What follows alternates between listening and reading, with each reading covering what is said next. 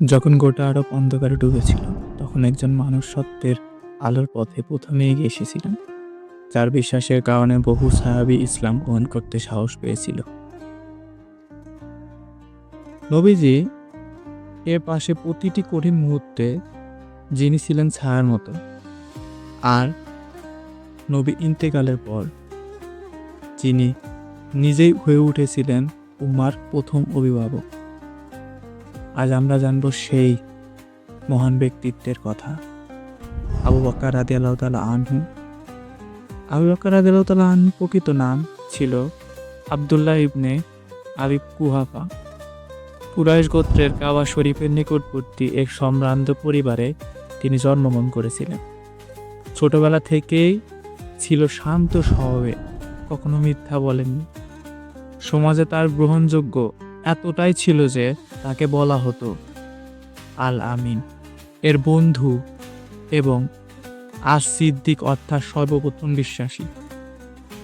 তিনি ছিলেন ধনী ব্যবসায়ী, কিন্তু দুনিয়ার মোহর তাকে ধরতে পারেননি। নবী করিম সাল্লাল্লাহু আলাইহি সাল্লাম যখন আল্লাহর আহ্বানে পৌঁছেছিলেন, তখন আবু বকর রাদিয়াল্লাহু তাআলা আনহু দ্বিধাহীনভাবে বলেছিলেন, আমি সাক্ষ্য দিচ্ছি আপনি আল্লাহর রাসূল। তিনি ছিলেন প্রথম প্রাপ্তবয়স্ক পুরুষ যিনি প্রথম ইসলাম গ্রহণ করেন। এরপর যা করলেন তা ইতিহাস। নিজ সম্পদ ব্যয় করে কিনে নিলেন দাস, যেমন বিলাল রাদিয়াল্লাহু তাআলা আনহু, এবং তাদের মুক্ত করে দিলেন। ইসলাম প্রচারে ছিলেন নবীর ছায়া সঙ্গী।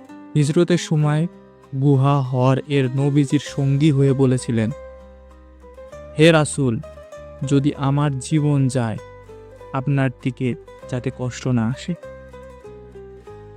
হিজরতে রাসূল সাল্লাল্লাহু আলাইহি সাল্লাম ইন্তেকাল করলেন।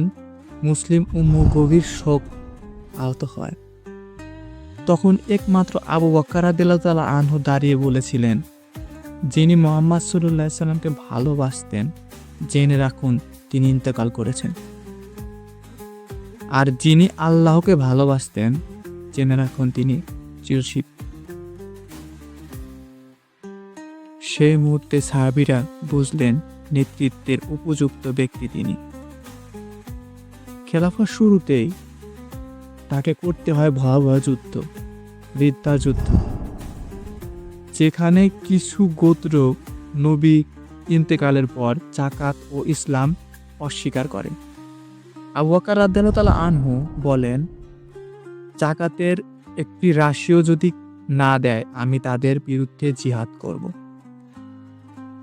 আর তাতেই প্রমাণিত হয় ইসলামের শাসক শুধু দয়ালু নয়, কঠোরও হতে পারে ধর্ম রক্ষায়।